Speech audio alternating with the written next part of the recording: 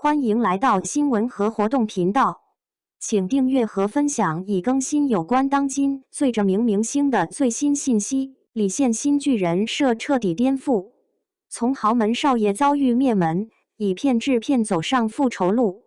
最近的剧集市场吧，有点像自助餐，甜品每天都在换花样，但主菜经常是同一锅。男主要么正得发光，闪得像说明书，要么一出场就自带我一定不会做错的滤镜，看多了就会犯困，审美疲劳，像泡在热水里打不起精神的面团，软散没劲。所以当长风起放出预告片的时候，很多人不是看看，而是直接标记。预约数据蹭蹭往上涨，评论区像被点了开关。这哪是悬疑，这是刀子往心口上贴。李现这次不会还是那种标准答案吧？黑马，我现在就信。大家都在等一个问题的答案，在一堆模板化的正派男主里，李现这次要怎么把人演得又冷又狠，又脏又立得住？而且更关键的是，这部剧给人的感觉不是做任务，而是把皮剥开给你看。先说他的底子。长风起的剧本并不是从零开始凭空长草，而是脱胎于高分原作《我是个算命先生》。这种改编优势很现实，原作既然能被认可，至少在人物的动机、骗局的逻辑、反转的快感上有抓手。再加上导演杨磊执掌导筒，吴刚等老戏骨过来搭戏，这套配置听起来就不像是随便试水的跟风作品。另外一个加分项是它的体量，全集只有24集，这对现在喜欢水到满屏的长剧来说，几乎算是把时间刹停了。不会为了拉时长把故事拖成一条慢吞吞的面条，而是用更利落的节奏推进。你能明显感觉到每一集都往前走一步，不是每集都在原地打转。它还采用单元案件捆绑主线的叙事模式，一层圈套套在另一层上，专门扒开旧时江湖里那些玄学骗局的皮。什么神神叨叨的保命符，什么开天眼的高人，什么看相就能断命的话术，预告片给的氛围更像一场解剖。你看着热闹，其实是在被迫学习骗局的结构和漏洞。更别提它还是双平台同步上线，排播方式就像对观众说，我们不是让你路过的，是希望你正经坐下来追完。但真正让人眼睛亮的，还是男女主的碰撞。李现和李一桐时隔7年再度搭档，这点就足够让人期待。更重要的是，这回他们跳出古装框架，直接把故事丢进民国的乱世背景里。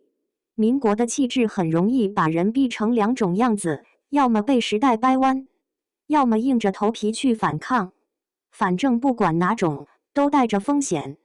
他们的关系也没有走工业糖精恋爱的路子，而是那种拉扯感极强的对立关系，心里存着情谊，但立场互相敌对，一边是复仇，一边是爱而不得的钝痛。两个人不是甜蜜的互相救赎，而是在彼此的刀锋上来回试探，像在黑暗里摸索彼此的脉搏。你以为摸到的是温度，其实是危险在跳。这种爱而不能的张力，比直接给糖更抓人。观众不是来看他们谈恋爱，而是来看他们怎么在爱与仇之间不断失衡。李现这次演的上官成名，预告片里给出的信息量很大。这个角色的经历太够反差制作，他就像一个被反复翻面的牌。你以为是正面，他下一秒就掀开背面给你看。前期的上官成名，风光无限，锦衣华服，举手投足像是豪门贵公子自带的礼仪训练，笑容明媚和煦，让人第一眼就放下戒心。他看上去像那种遇事不会慌的人，像把世界的棱角都磨平了的人。可一场横祸把一切打碎，家族惨遭灭门，他侥幸捡回一条命，却直接坠入万丈深渊。从此不是人生开挂，而是人生拧螺丝拧到最痛的那种程度。他没有选择崩溃，而是选择蛰伏隐忍。他不急着报仇，不急着冲上去硬碰硬，反而四处拜师，钻研江湖计谋，学习敌人最得心应手的骗术。复仇在他这里不是靠拳头赢，而是靠脑子赢，既要知道对方在想什么，也要知道对方最相信什么，然后把那份相信变成对方的死路。这一点特别要命，也特别带感。你以为他在学邪术，其实他在学心理。他不是单纯想当坏人，而是把自己训练成一把能穿透谎言的刀。预告片里的造型切换也很直给，你能看到几套不同的穿搭轮番登场，华丽少爷服饰，朴素落魄的算命长衫，冷冽肃杀的黑色劲装。变化的不只是外在，更是人物气质的温度。前期眼神澄澈透亮，后期变得深沉阴郁，那种眼底有算计的感觉，不是靠特效堆出来的，而是演员把情绪压在眼睛里。更夸张的是，预告片里甚至给了对视镜头，就是那种你还没反应过来，他已经把你情绪往墙上推了一下的对视。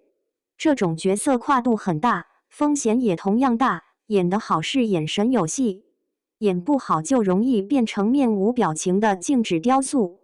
但从预告片来里现是能把细节撑起来的，你能看到他不是换了个妆换了个衣服就算了，而是连人为什么说这句话，为什么不说下一句都在做铺垫。更让人期待的是他身上两股力量的拉扯，复仇是他的刀，儿女情长是他的绳。刀会让他更锋利，绳会让他更难走直线。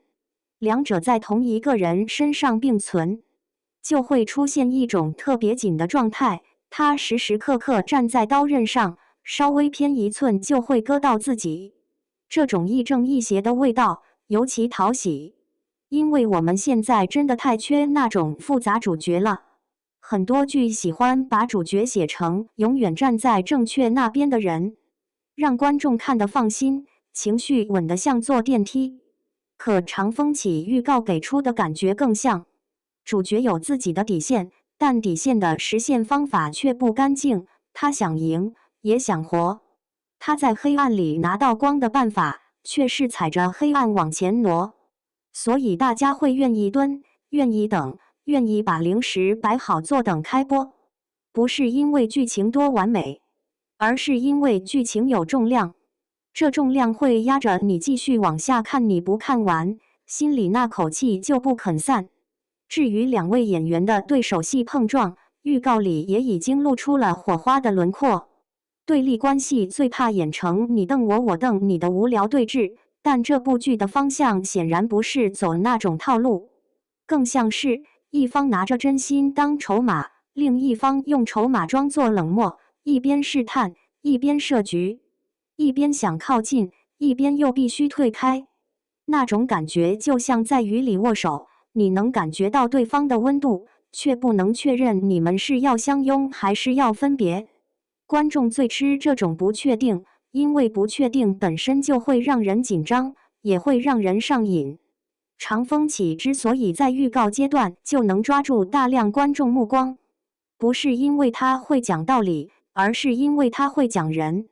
他给出的是一条很明确的观看理由，用悬疑黑马的节奏去拆旧时骗局的结构，用人物的挣扎去顶住反转带来的刺激。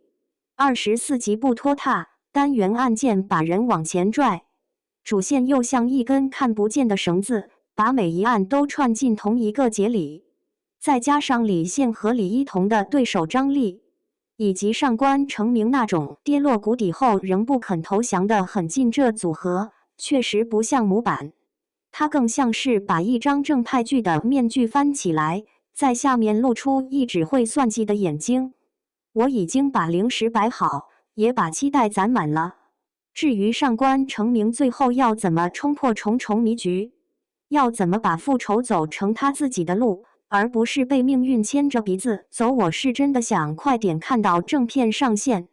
毕竟这种爱与仇互相咬住的故事，一旦开了头，就很难让人安静离场。